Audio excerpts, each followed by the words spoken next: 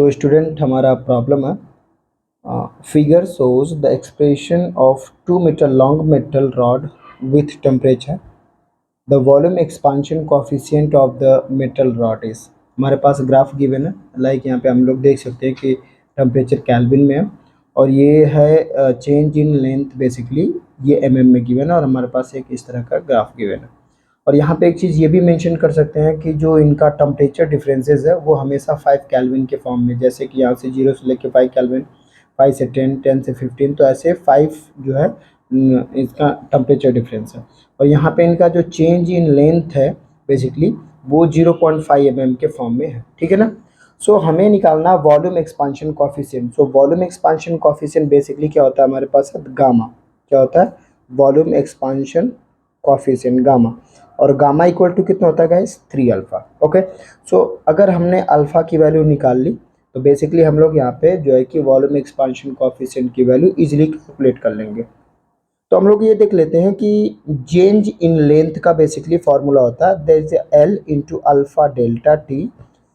Change in length equal to original length into alpha into delta T. Delta T होता है temperature that is changes. तो alpha equal to हमारे पास क्या बन जाएगा? Delta L upon of there is L into delta T. Done. अभी इसको और अगर सही तरीके से मैं देखना चाहूँ तो हम लोग इसको कैसे देख सकते हैं कि यहाँ पे अगर मैं बात करूँ चेंज इन लेंथ की, तो अगर यहाँ से लेके यहाँ की बात करूँ तो 0.5 आएगा mm में, और यहाँ से लेके यहाँ की बात करूँ तो भी 0.5 आएगा। सो हम देख सकते हैं कि हर एक ईच इंटरवल में जो है चेंज इन लेंथ हमारे पास कितना 0.5 और mm में है, तो मैं इसको बदल लेता हूँ मीटर में। There is a 3 to the power minus of 3, sorry 10 to the power of minus of 3। And original length हमारे पास कितना था यहाँ पे क्वेश्चन में गिवन है there is a 20 metre long, so there is a 2 metre. And temperature difference हमारे पास कितना बनेगा ईच में? 5 केल्विन, ठीक है। इसको सॉल्व कर लेते हैं। सो 0.5 into 10 to the power of minus 3 divided by that is 10, और ये हो जाएगा 0.5 into 10 to the power minus 4, और बेसिकली इसको लिख सकता हूँ 5 into 10 to the power minus 5, और हमारे पास इसका आंसर बन जाएगा केल्विन इनवर्स। सो यहाँ ऑप्शन हमारे पास गिवन है 3 into 10 to the power minus 4, 3 into 10 to the power minus 5। So basically हमारे पास जो ऑप्शंस बन जाएगा वो कितना बन जाएगा गाइज? अब हम लोग क्या करने वाले हैं, अभी अल्फा की वैल्यू निकली है तो अब हम लोग यहाँ से निकाल लेते हैं गामा की वैल्यू। तो गामा इक्वल टू कितना हो जाएगा? 3 times of alpha. So basically 3 into alpha की वैल्यू हमारे पास कितना? 5 into 10 to the power minus of 5, और ये बेसिकली हमारे पास किस में बन जाएगा?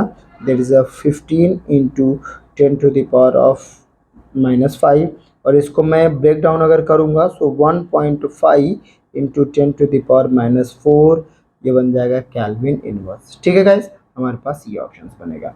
सो 1.5 into 10 to the power minus of 4, जो कि हमारे पास सी ऑप्शन, और ये करेक्ट आंसर ये बनेगा। ठीक है, थैंक यू। हमारा अगला सवाल है बच्चों, 540 gram of ice at 0 degree Celsius is mixed with 540 gram of water at 80 degree Celsius. The final temperature of the mixture is, हमारे पास गिवन है latent heat of fusion of ice 80 calorie per gram and specific heat capacity of water 1 calorie per gram degree Celsius. So इसको ज़रा ऐसे सोचते हैं कि जो ice है बेसिकली जो आइस है मेल्ट होगा।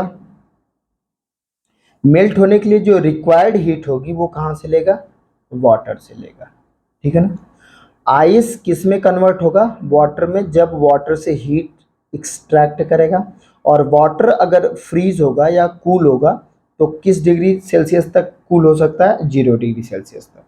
तो हमारे पास यहाँ पे कॉन्सेप्ट एक तो ये बन जाएगा कि to melt ice the required temperature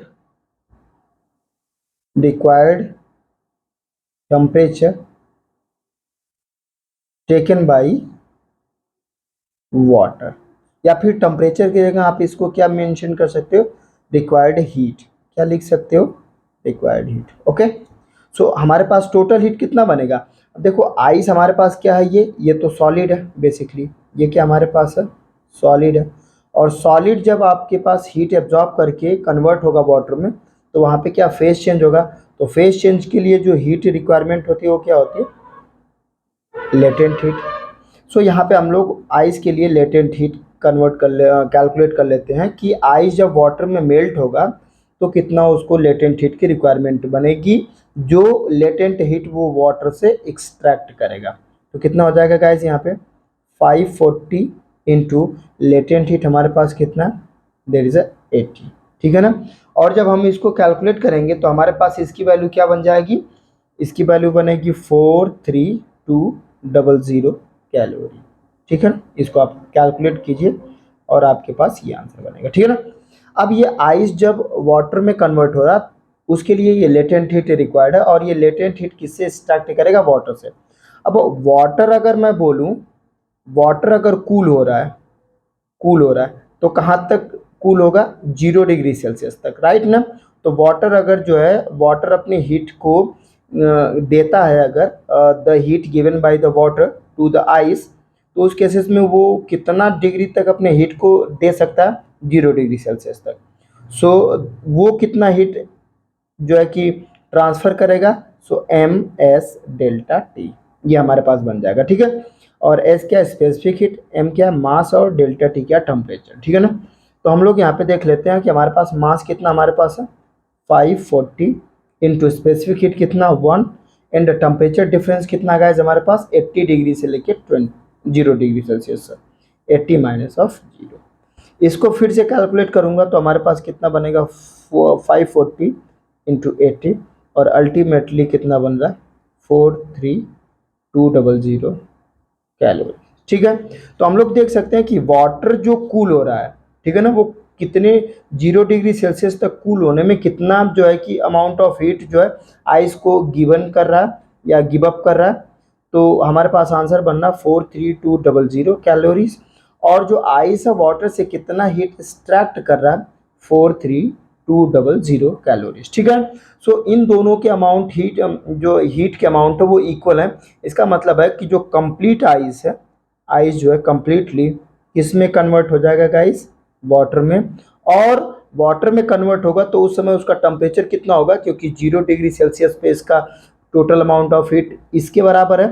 सो जो फाइनल टेम्परेचर बनेगा वो कितना बनेगा 0 डिग्री सेल्सियस ऑफ मिक्सचर, ठीक है। मेरी बातें आई थिंक सो आपको समझ में आई होंगी।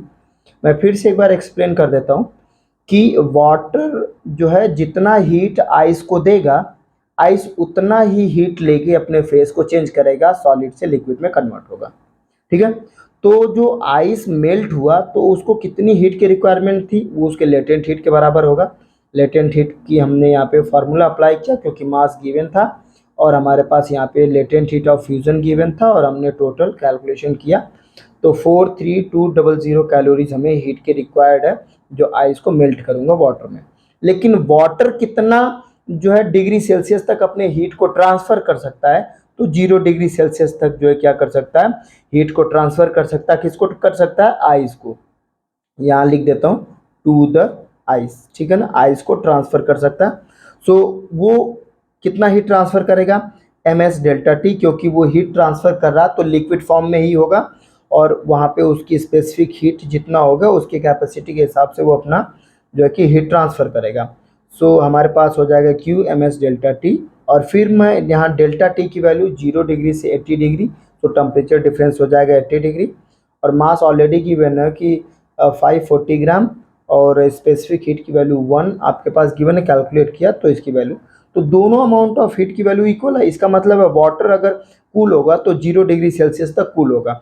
सो फाइनल टेम्परेचर वाटर का कितना बन जाएगा 0 डिग्री सेल्सियस, और 0 डिग्री सेल्सियस पे आइस जो है मेल्ट होके लिक्विड में कन्वर्ट हो रही है, तो फाइनल टेम्परेचर तो 0 डिग्री सेल्सियस ही बनेगा ना दोनों फेज का। सो इस मिक्सचर का जो आंसर बनेगा वो होगा 0 डिग्री सेल्सियस। हमारा अगला प्रॉब्लम है, a fine steel wire of length 4 metre is fixed rigidly in a heavy brass frame as shown in the figure. It is just taut at 20 degrees Celsius. The tensile stress developed in steel wire if a whole system is heated to 120 degree Celsius. Given हमारे पास data है coefficient of linear expansion brass की value, coefficient of linear expansion steel की value, Young's modulus of steel, Young's modulus of brass given है, और हमारे पास diagram और ये ऑप्शंस गिवन है, राइट। सो ये जो ब्रास का हमारे पास एक जो है बेसिकली एक रिजिडली फ्रेम है, इस फ्रेम के अंदर एक ये स्टील का एक वायर है, बेसिकली बहुत फाइन वायर है, और इसको हमने इसमें क्लैंप कर रखा, फिक्स कर रखा है रिजिडली, ठीक है ना, और इसको हीट कर रहे हैं। तो हम जब इसको हीट करेंगे तो इसके अंदर स्ट्रेस डेवलप होगा।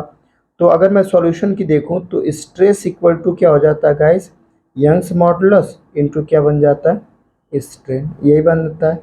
या फिर मैं इसको ऐसे बोल दूं कि यंग्स मॉडुलस इक्वल टू क्या बन जाएगा, स्ट्रेस अपॉन स्ट्रेन, यही बनेगा पक्का। तो हम लोग ये इक्वेशन लेके काम करेंगे, ठीक है ना, इस इक्वेशन को। अच्छा, स्ट्रेन क्या होता है गाइस, यहाँ पे होता है there is a change in length upon of original length, यही होता है।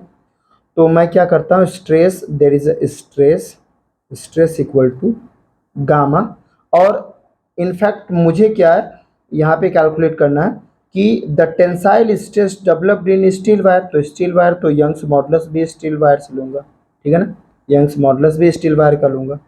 और यहाँ पे आपके पास डेल्टा एल क्या है कि हीट करने के बाद जो है कि चेंज इन लेंथ हो रहा है, तो चेंज इन लेंथ हमें पता है कि एक फॉर्मूला होता है delta L equal to L alpha delta T. लेकिन ध्यान दीजिए यहाँ पे कि जब हम किसी भी मटेरियल को हीट करते हैं तो उसके लीनियर एक्सपांशन और लेंथ के बीच का जो रिलेशन होता है वो यही होता है, ठीक है, ये चीज़ें तो हमें पता है। तो अल्फा क्या है आपके पास, coefficient of linear expansion, but यहाँ पे हमने क्या देखा है कि स्टील वायर को जो है ब्रास के साथ क्लैंप किया हुआ है, फ्रेमिंग की गई है। तो हमारे पास जो ये अल्फा बनेगा, ये जो है एग्जैक्टली जो है दोनों का रिजल्टेंट बनेगा, या फिर इसको मैं बोल सकता हूँ, ऐसे लिख सकता हूँ कि जो स्ट्रेन है डेल्टा एल अपॉन एल है, तो डेल्टा एल को लिख सकता हूँ देयर इज एल, और अल्फा आपके पास क्या बन जाएगा, यहाँ पे मैं बोल सकता हूँ इक्विवेलेंट, अल्फा इक्विवेलेंट बन जाएगा, और इनटू बन जाएगा आपके पास delta T divided by L, because क्योंकि ओरिजिनल लेंथ एल है, ठीक है ना, और ये जो वैल्यू है पूरी ये डेल्टा टी की वैल्यू है। एल से एल हो गया गाइस कैंसिल, तो हमारे पास क्या हो जाएगा गामा एस इंटू, और जो अल्फा इक्विवेलेंट है, अल्फा इक्विवेलेंट की जो वैल्यू है, अब यहाँ पे आपके पास बनेगा alpha brass minus alpha steel, ये आपके पास बन जाएगा, ठीक है ना, क्योंकि ब्रास से ब्रास के अंदर जो है स्टील को क्लैंप किया गया, सो रिजल्टेंट या इक्विवेलेंट जो कोएफिशिएंट ऑफ लीनियर एक्सपांशन बनेगा वो ये बनेगा। या फिर आप इसको ऐसे देख सकते हो कि जो ग्रेटर वैल्यू है 1.8 ग्रेटर वैल्यू है और 1.2 जो है स्मॉलर वैल्यू, तो हम लोग क्या करेंगे ग्रेटर में से स्मॉलर को सब्सट्रैक्ट करेंगे। तो यहाँ पे क्या बन जाएगा alpha B minus of alpha S into delta T, done, ठीक है। स्टील का यंग्स मॉडुलस हमारे पास कितना, देयर इज अ 2 इंटू 10⁻11, और यहाँ पे अगर मैं 1.8 में से 1.2 को सब्सट्रैक्ट करता हूँ तो 0.6 इंटू 10 कितना बन जाएगा -5 इंटू, और यहाँ पे आपके पास टेम्परेचर डिफरेंस देख लो, तो 120 degree Celsius minus of 20 degree Celsius, तो कितना बन जाएगा देयर इज 100, ठीक है।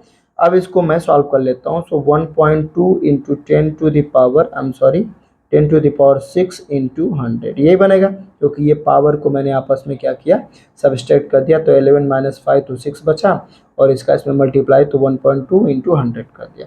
सो अल्टीमेटली हमारे पास आंसर क्या बन जाएगा गाइज, 1.2 इंटू 10⁻2 पावर स्क्वायर हो जाएगा, सो 8 देर इज अ न्यूटन पर मीटर स्क्वायर, यही आपके पास किसकी वैल्यू बनेगी, स्ट्रेस की, बेसिकली इसमें स्टील वायर में।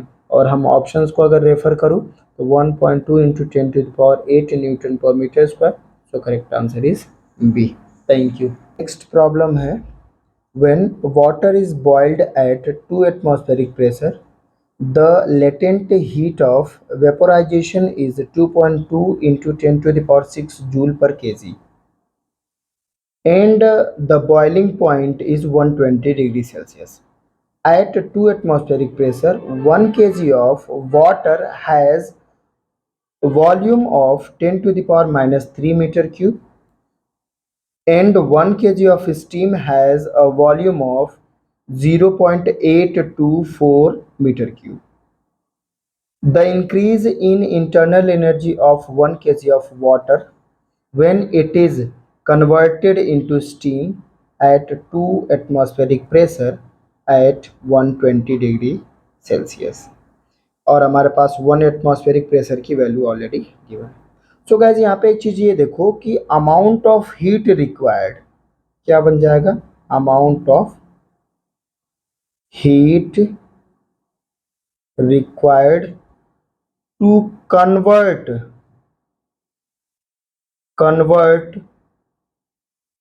Water into steam. क्यों भैया, क्योंकि ये तो फेज चेंज हो रहा है, फेज चेंज हो रहा है ना, फेज चेंज हो रहा है। सो फेज चेंज होने के लिए जो हीट की रिक्वायरमेंट होती है वो किसके बराबर होती है, लेटेंट हीट के बराबर। सो हम लोग यहाँ पे देख लेते हैं कि मास हमारे पास ऑलरेडी गिवन है, ठीक है, 1 kg ऑफ मास है। So there is a 1 kg of mass and latent heat हमारे पास ऑलरेडी गिवन है, कितना है, latent heat of vaporisation 2.2 into 10⁶, ठीक है।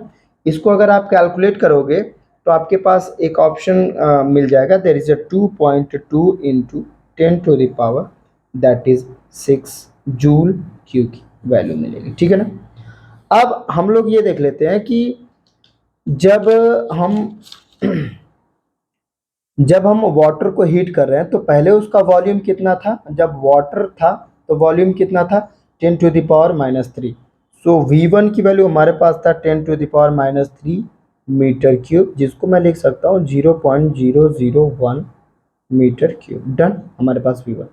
और जब वो स्टीम में कन्वर्ट हो रहा 1 kg जो अमाउंट है लिक्विड का, जब स्टीम में कन्वर्ट हो रहा तो उसका वॉल्यूम कितना बनना, हमारे पास V2 की वैल्यू है 0.824 मीटर क्यूब, ठीक है। सो यहाँ पे देखो वॉल्यूम चेंज हो रहा है डेल्टा V, तो डेल्टा V की वैल्यू हमारे पास क्या हो जाएगी 0.824 माइनस ऑफ 0.001, ये हमारे पास टोटल डेल्टा V की वैल्यू बनेगा। सो ये इनिशियल वॉल्यूम से फाइनल वॉल्यूम तक डिस्प्लेस करने में कुछ वर्क डन का प्रोड्यूस होगा। So work done by the system, work done by the system, by system, ठीक है ना, on the environment, on the surrounding, ठीक है ना, सराउंडिंग्स पर जो है सिस्टम का वर्क डन कितना होगा ये देख लेते हैं हमारे पास। सो P डेल्टा V हमारे पास वर्क डन का फॉर्मूला बनता है, और यहाँ पे आपके पास प्रेशर की वैल्यू कितना 1 एटमॉस्फेरिक प्रेशर है, तो 1 एटमॉस्फेरिक 1.013 इंटू 10⁵ इंटू, और यहाँ पे आपके पास है 0.824 माइनस ऑफ 0.001, और जब आप इसको कैलकुलेट करोगे एग्जैक्टली तो आपके पास ऑप्शन मिलेगा दैट इज 0.167 इंटू 10⁶ जूल, ठीक है ना, ये जूल। और एक चीज़ और देख लो यहाँ पे कि हमारे पास मैंने थोड़ा मिस्टेक कर दिया यहाँ पे, यहाँ जो एटमॉस्फेरिक प्रेशर है 2 एटमॉस्फेरिक प्रेशर है, तो यहाँ पे मल्टीप्लाइड बाई आप 2 करेंगे, और जो एटमॉस्फेरिक प्रेशर था उसको मैंने पास्कल्स में कन्वर्ट किया, तो मल्टीप्लाई करके इससे पास्कल्स में कन्वर्ट कर दिया, क्योंकि हमारे पास 1 ATM की वैल्यू जो है पास्कल्स में ये गिवन है, या न्यूटन पर मीटर स्क्वायर में given. So it is also multiplied by 2, I am sorry. So ये प्रेशर की वैल्यू 2 एटमॉस्फेरिक प्रेशर था, तो 2 इंटू एटमॉस्फेरिक प्रेशर को पास्कल्स या न्यूटन पर मीटर स्क्वायर में कन्वर्ट कर दिया, और यहाँ पे आपके पास हो जाएगा 10⁻, जो भी इसका सब्सट्रैक्शन के बाद जो है बनेगा, ठीक है ना। और अब आप अगर इसको सॉल्व करोगे तो आपके पास ये एक आंसर बनेगा। अब यहाँ पे लगा देता हूँ थर्मोडायनेमिक्स का लॉ, तो क्या होता है, there is a Q equal to क्या हो जाएगा delta U plus of W, या फिर मैं इसको लिखूँ Q there is a delta U plus of W। सवाल में क्या पूछा है कि increase in internal energy, increase in internal energy, so delta U equal to क्या बन जाएगा guys Q minus of W।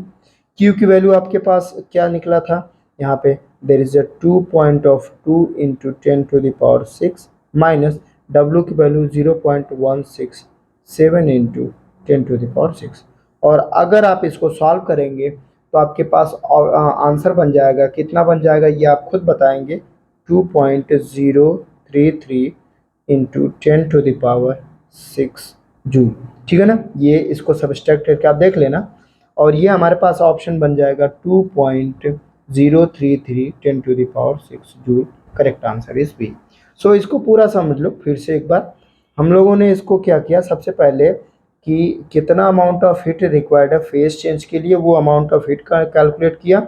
और जब हमारा जो फ्लूइड है वो वॉल्यूम डिस्प्लेस कर रहा था, तो total amount of work done क्या होगा अगेंस्ट सराउंडिंग्स, तो वर्क डन निकाल लिया हमने। यहाँ पे प्रेशर की वैल्यू ऑलरेडी प्रॉब्लम में गिवन था 2 एटमॉस्फेरिक प्रेशर। एटमॉस्फेरिक प्रेशर को मैंने पास्कल्स या न्यूटन पर मीटर स्क्वायर में कन्वर्ट कर दिया मल्टीप्लाई करके। और यहाँ पे वॉल्यूम चेंजेस जो कि मैंने अभी यहाँ पे डेल्टा वी की वैल्यू लिखी थी उसको मेंशन किया, और फिर हमारे पास कैलकुलेट करने के बाद ये total amount of work done बना।